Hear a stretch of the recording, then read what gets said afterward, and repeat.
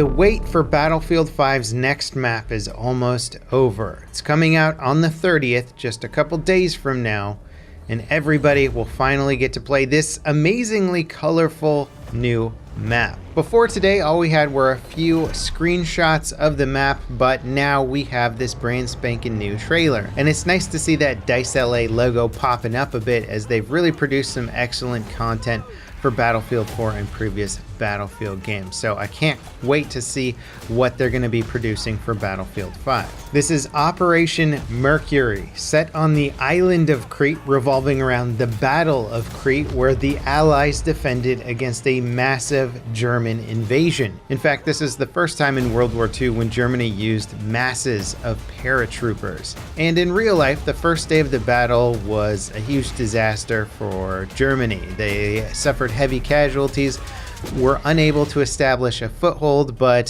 things did change as the battle progressed. Now, regarding info about this map, the BF5 website updated it today with some new info. The map overview states, based on the events of Operation Mercury in 1941, this map lets you deploy on the coast of Crete, where the British take on the invading German forces. Gameplay-wise, Mercury is all about verticality, all-out war, and asymmetrical vehicle forces. British troops have tanks and only a small number of planes, while Germans will control the skies. Leverage the rocky slopes for intense vertical gameplay and close-quarter combat. The map will support infantry, aircraft, and vehicles. The size is classified as medium to large, with a moderate to fast tempo. The playstyle. Mercury caters to many different playstyles. It's built to be a proper all-out war map, where players will be pushed with tanks holding out for air support or desperately defending a flag position. Battlefield veterans will see shades of three classic maps from older titles: Guadalcanal from Battlefield 1942,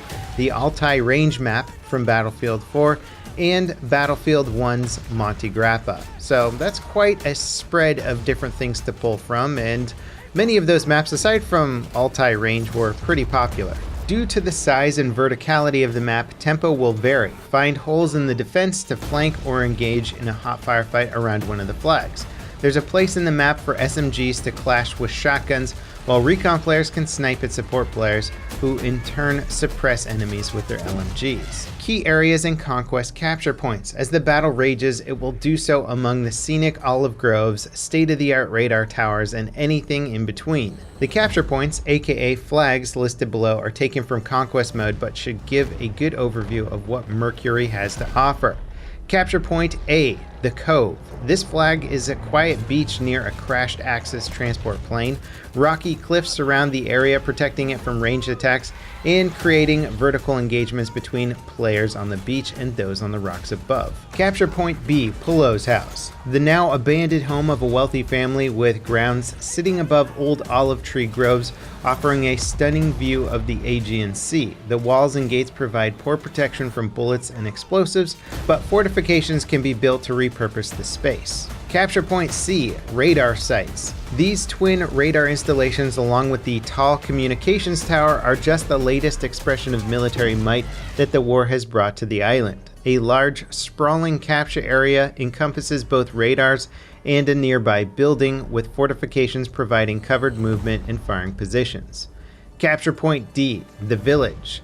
This house sits on the edge of a village, abutting a quiet town square. White walls surround the plot of land, offering some cover from incoming fire, which certainly will come from the radar site above, the hills behind, and from windows in nearby houses. Capture point E, Marina. Local fishermen worked here before the war, with a quiet cafe offering respite after a long day on the water. The open capture area allows for tanks to resupply, but the surrounding houses and hills are perfect spots for enemy infantry. Some of the tips on the website involve supporting vehicles, building lots of fortifications to increase your cover on the rugged terrain, and also using flanking routes. It seems like this map has got a nice mixture of urban and environmental combat. That's honestly my favorite mixture in any Battlefield game.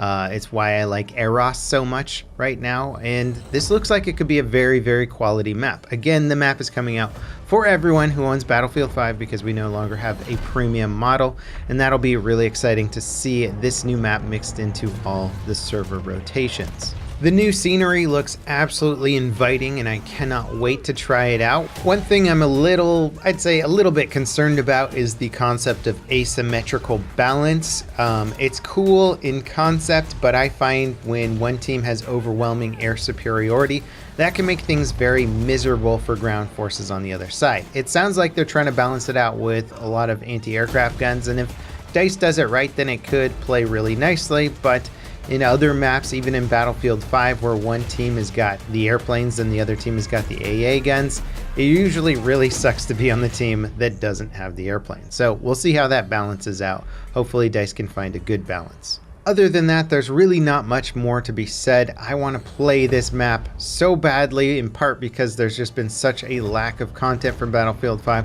but also because this map actually looks really freaking cool. I'm excited about it. It's not a super iconic theater of war. Certainly it's not an unknown battle from World War II, but it's not one of the bigger ones that I think people were hoping for. Still, the visuals are such a departure from what we currently have that does in itself make it very exciting. So I'll be playing the heck out of this on the 30th and giving you my updated opinions once the map comes out. As always, thanks for watching, guys, and I'll see you next time. This is Level Cap signing off.